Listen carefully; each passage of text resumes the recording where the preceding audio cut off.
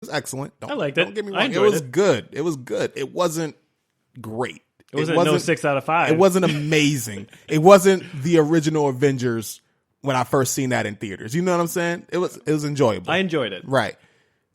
Same thing with Lion King. I didn't watch it. I'm about to fuck that movie. Oh, okay, don't watch it, huh? Fuck that movie so hard. Okay. Pause.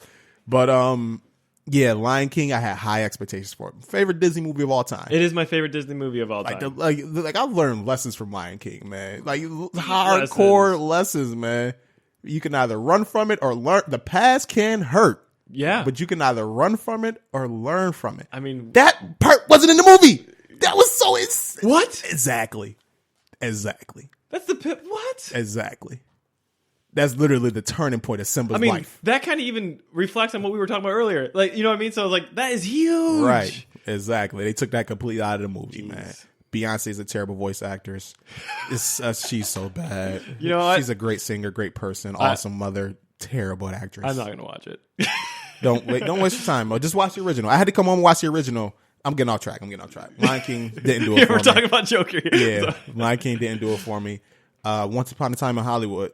I didn't watch that either. Quentin Tarantino movies. I love Quentin Tarantino movies. Like I know, like dialogue. I know what movie you're talking about. Yeah, didn't do it for me. Decent, not So I'm like, fuck. John Wick was good. John Wick gave me what I expected from John Wick. John Wick 3. You know what I'm saying? Really good. But I was like, yo, I'm running out of movie because every year there's usually that one movie that just like damn, I can go back and like, yo, that movie was 2019. Like that just solidified. You know what I'm saying? Finally, Joker came out and I had high expectations, but my expectations started to dwindle down with every past movie that I had high expectations for that didn't meet the standard for me. I'm going to cut you off real quick and I'll let you have it back.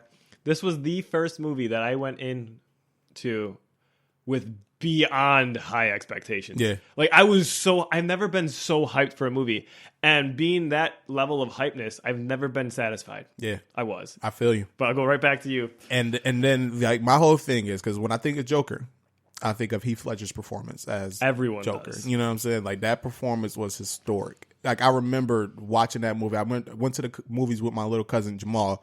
I remember going to the Regal. I remember exactly what I was wearing. And I remember where I was watching Heath Ledger's performance as Joker. And this is the expectations I got with this one. And again, like you said, exceeded that, man. It exceeded my expectations. Like from the beginning. Yeah, from from the beginning. Like the way that he's in a mirror and he's putting on his makeup. And then, he's trying to make himself smile and a tear drops down. It's like, damn. Like what's going on? Yeah. This dude was going through some shit off rip. And then, he's doing the dance, like, and then the kids, they come out and they steal his sign and they chase him down and they beat his ass. And then, boom, Joker. Right. It's just like, right. Oh. Just right off the jump. And then, he goes back and, he's getting blamed for, like, the sign getting stolen. And he's saying, like, they trying to blame him for stealing the sign. And then he's like, why would I take it? Right. It's like, you just feel for this person. Exactly. At this time. Exactly. You feel for the man. Like, yo, he's going through some shit. And he's talking to his therapist, and you could tell that she's not interested at all. She don't give a fuck. She's there for a paycheck. I'm like, man, this is fucked up. He's on a bus.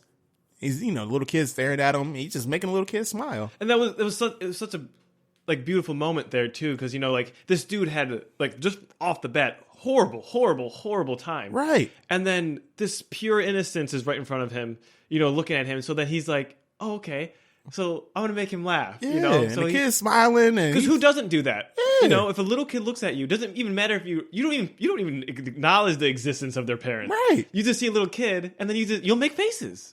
Exactly. And then he got the laughing the disorder, disorder, which syndrome. I think was an amazing twist, because no other Joker ever mentioned something like that. Yeah, I like how they did that. And you felt his pain and agony when he laughed. Like he didn't want to laugh. Yeah, he wasn't laughing because it was funny. Yeah, like he was like that's basically him crying. Yeah, like that was a panic attack, crying. Something that's too stressful, right? And that's how he dealt with it. When he handed her that same scene in the bus, that handed the little kid's mom the card, yeah, saying what the thing is, she kept it. Did you realize? Do you remember that she didn't give it back to him? Yeah. So it's like which brings up later. I'll let you finish what you're saying, and I'll bring up why that is important. That scene. And then you see him go back to his apartment, and he's living with his mother, and his mother, you could see that she's not there.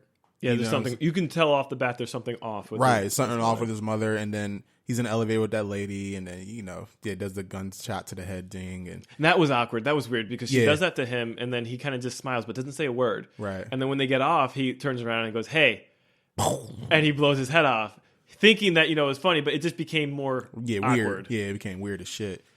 And then like when he had the daydream of when he was on the talk show. Oh man, you just feel for this person Murray. there.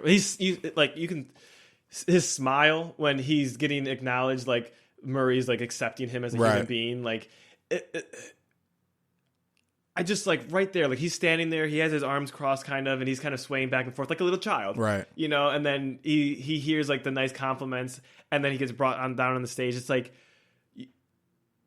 you can't not feel for him at that point, right? You feel a sense of joy for him at that point. Yeah, man. It's like yo, he's a genuine, like, I take care of my mother, man. Like, I'm proud of this. I'm proud of who I am. And then you got Murray saying, "Hey, I wish I had a son like that." You know what I'm saying? And that's going through his head and whatnot. But it's a joyful thought for him, and it's like, damn, man, maybe this will work out for him. You know? Yeah, because like, and the thing is, I don't know how we can get to this later, but it did not seem like you're watching a comic book movie, right?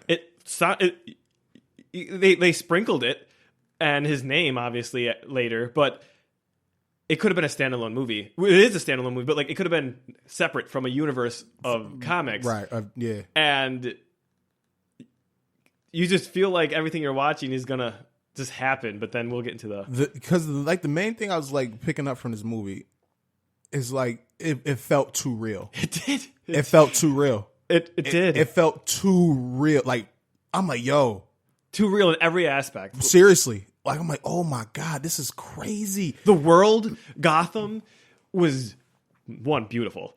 Like, with just how depressing and oppressive it was. It was a perfect reflection of what was happening to Joker. Right. But it was too real, which I'm not complaining.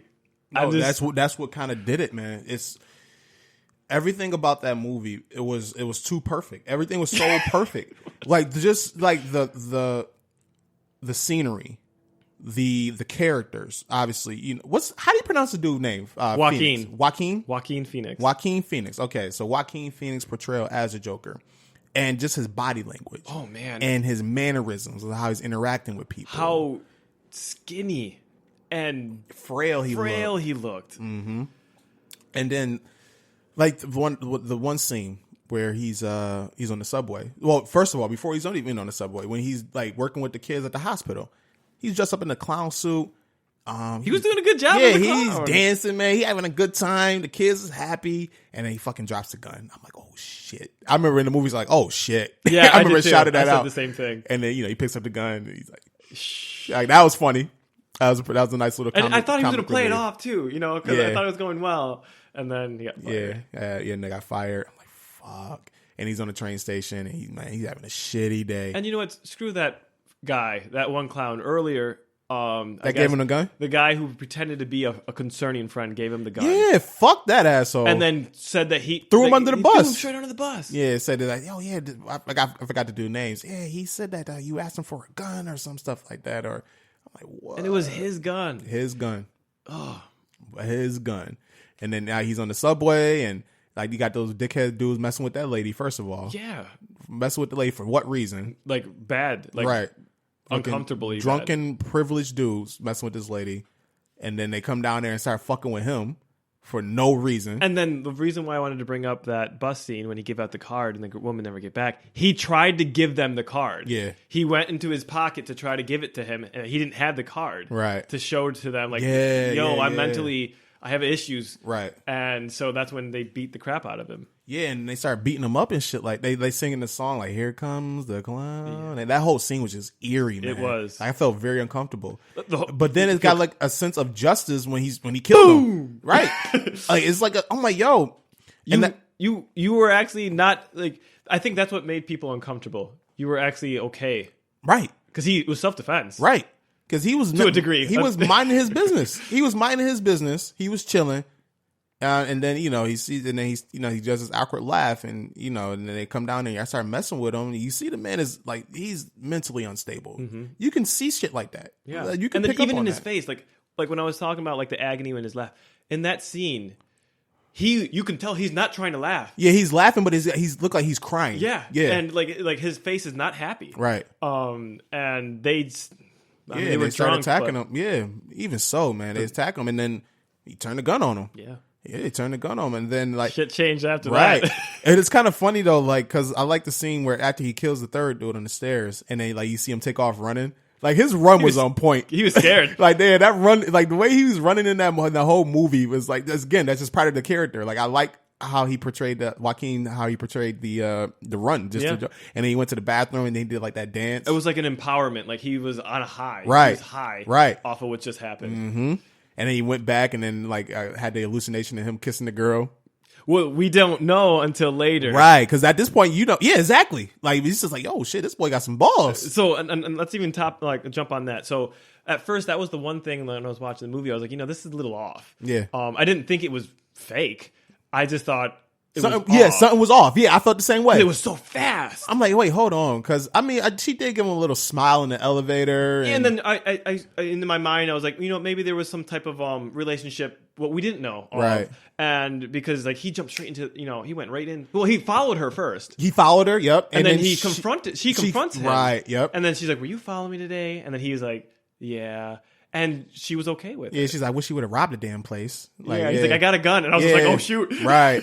Yeah, trying to joke around and shit like that. And even that scene was kind of off. It was off. Because that made me think, I was like, yo, are they about to portray her as Harley Quinn? That's what I was thinking. Yeah, that's what I'm thinking. Because she fucking nuts too. That's what I'm starting to think. Like, she got to be out of her damn mind too. Yeah, because then she goes to the comedy club and all that other stuff. Right. But then when right after the shooting scene, like he runs into her, kisses her, and obviously they did the deed. So yeah, they did that. And then he did the comedy skit. That was awkward. Yeah, that was before he even got on stage. When he was there watching, he would laugh off cue. Right. He didn't know. Then that's another representation of his mental illness. When the punchline hit, everyone would laugh. And right. then you even saw him look around, and then he would laugh right after sometimes. Right. Or when he's in the middle of during the setup of the punchline, the punchline, he would laugh. Yeah, I thought that was beautiful though. I thought that was beautifully portrayed because that just showed how the Joker, how his character, what's his damn name? Fleck. Fleck. Peter Fleck? Was it Patrick Fleck? Damn. Oh my God, Arthur Fleck. Arthur. I don't know why I forgot about that. Yeah, Arthur Fleck. It just portrayed how like mentally unstable he was. And how, like, when he's laughing, he's not laughing for joy. Mm-hmm. Like, how all of his laughs were forced. Yep. Like, there were forced laughs. And he's just like, ha, ha, ha, ha, ha, ha, ha. He's looking around. And the punchline's being set up. And then he finally gets on stage to do his bit.